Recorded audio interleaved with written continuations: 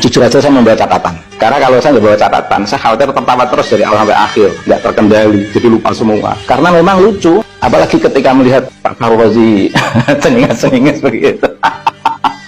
Karena ini publik, maka saya juga respon saya ini akan saya publikasi juga. Ini saya mau beberapa catatan saya ini. Ungkapan Pak Fahru Razi belajar nasab dari mana? Kok bicara nasab? Orang itu berilmu itu juga ada standarnya, ada gurunya, ya. Saya itu nggak tahu Pak Imad itu belajar nasab di mana, kok tiba-tiba merasa dirinya ahli nasab. Jadi saya juga nggak paham. Pak Fahru Razi, status akademik S3, sebagaimana status akademik Dr. Pak Fahru Razi, itu adalah awal sebuah perjalanan akademik, bukan akhir dari sebuah perjalanan akademik. Sebagai sebuah awal perjalanan akademik, doktor itu simbolik. Justru yang akan dihargai adalah temuan setiap orang atau discovery seseorang. Bahkan dalam dunia ilmiah, dalam dunia akademik, memungkinkan anak seusia SMK, SMA memiliki sebuah temuan yang solutif terhadap permasalahan ilmu pengetahuan untuk kemanusiaan dan peradaban. Oh, itu lebih dihargai daripada S3 yang stagnan, atau dalam tanda kutip profesor yang stagnan. Jadi status doktor atau profesor itu tidak bisa dijadikan sebagai sebuah otoritas untuk ngangkangi, merendahkan sebuah temuan. Seluruh akademisi di dunia ini itu akan menghargai setiap temuan yang dihasilkan dari sebuah riset ilmiah. Harusnya Pak Fahru Razi atau nasabah siapapun lah, pakar nasab siapapun, itu justru mengapresiasi dengan Kiai Haji Imaduddin Otsman tanpa ada spesialisasi jurusan nasab, tapi punya temuan riset terkait dengan nasab.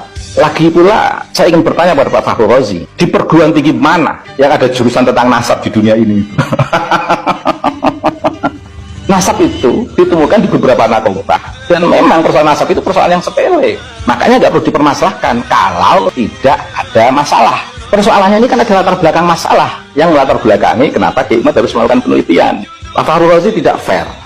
Tadi menyampaikan kecewa terhadap akses riset Kiai Imad, dan di situ menghakimi Kiai Imad seolah-olah dalam posisi yang bersalah, bukan menyampaikan ide ilmiah untuk berdiskusi dengan Kiai Imad sebagai antitesa yang baik untuk menghasilkan sebuah sintesa, tapi menghakimi Kiai Imad.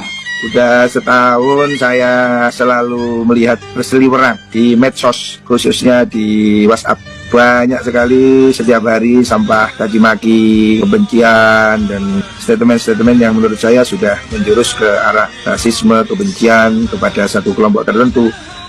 Ada yang tidak fair dari Pak Fahru Razi. Apa? Mengapa Pak Fahru Razi tidak kecewa terhadap ekses arogansi kenasaban habaib yang berdampak kepada masyarakat yang notabene adalah warga NU, dan bahkan memuji-muji habaib dengan memunculkan telah dialog dengan para ilmuwan di dunia, bahkan keliling dunia. Saya mempunyai banyak kolega di seluruh dunia. Saya kebetulan mengikuti beberapa forum internasional. Itu beberapa kali saya tanya kepada orang-orang teman kita, kolega saya misalnya dari Mesir, dari Maroko, dari Bahrain, dari Irak. Nggak ada orang yang ribet nasab Bani Awal ini, nggak ada. Dalam dialog itu apa artinya memamerkan keliling ke luar negeri, ketemu orang-orang tokoh-tokoh luar negeri? Dalam dialog itu yang harus ditampakkan adalah pikiran Pak Fahru Razi. Saya kira Pak Fahru Razi tahu data Pak Fahru Razi. Kalau ingin membela Habib, silahkan. Imad juga sudah siap.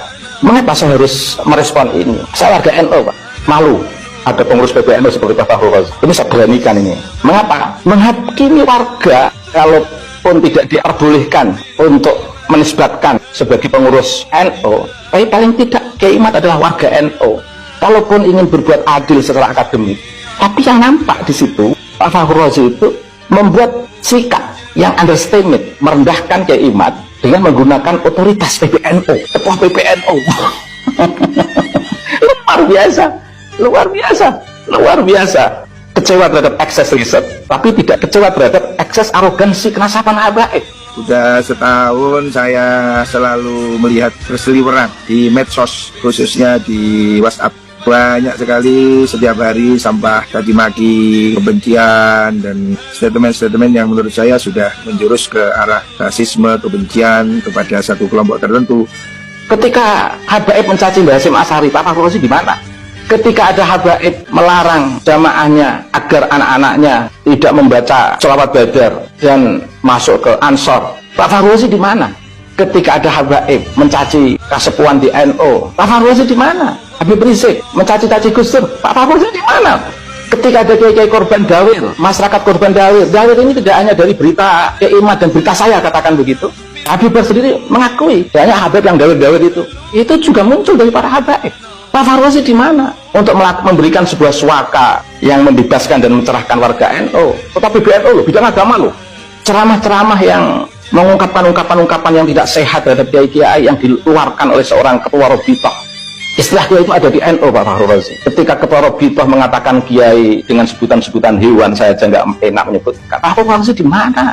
Mungkin Pak Fahru Razi bisa bicara, itu kan oknum. Oke, itu oknum. Kemunculan Kiai Imad itu juga bagian dari, kalau sama-sama menggunakan istilah oknum, itu juga oknum yang pantas untuk keluar dalam rangka menjawab latar belakang itu.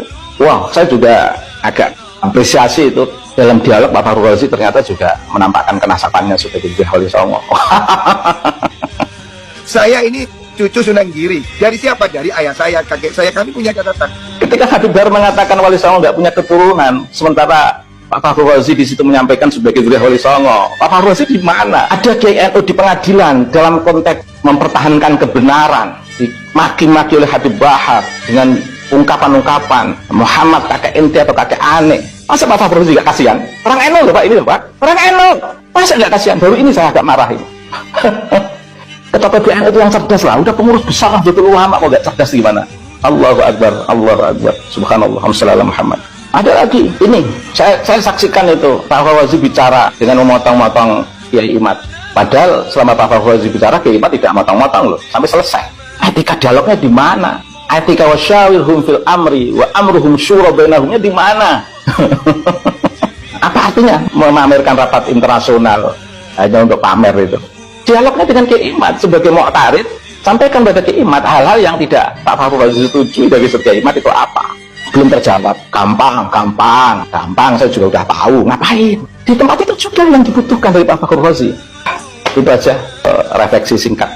Terima kasih. Semoga kita semua dapat petunjuk dari Allah, dan apa yang dilakukan oleh Kiai Imad bagian daripada kecintaan Kiai Imad kepada bangsa Indonesia, kepada ulama yang jadi korban habaib, kepada masyarakat yang sekarang ini telah terdoktrin oleh habaib dan yang menjadi korban.